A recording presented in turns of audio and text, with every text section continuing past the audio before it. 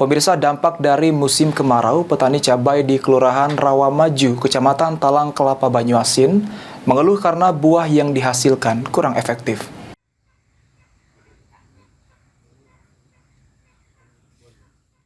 Musim kemarau yang panjang beberapa bulan terakhir membuat petani di Kelurahan Rawamaju, Kecamatan Talang Kelapa Banyuasin, menghadapi masalah terhadap tanaman cabai.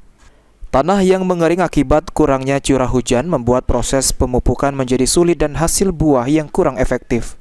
Kekurangan air serta faktor kemarau dan cuaca panas mengakibatkan pertumbuhan cabai menjadi tidak stabil, yang mana buah cabai yang baru mau tumbuh menjadi rontok karena kekeringan.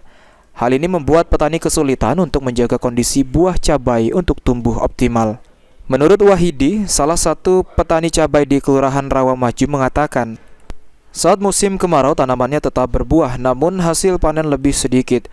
Karena buah yang tidak sempurna, Wahidi juga menjelaskan tidak seperti pada musim hujan, di mana buah cabai yang bagus dan melimpah. Pak, di cabai juga ada kekurangan buah, kekurangan air. Nah itu yang jelas tuh cabai karena kurang buah itu kan dampak dari kurang air. Kok keduanya kan dia pas bunga rontok gitu kan.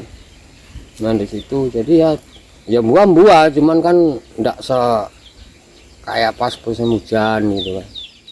Suryadi, PAL TV.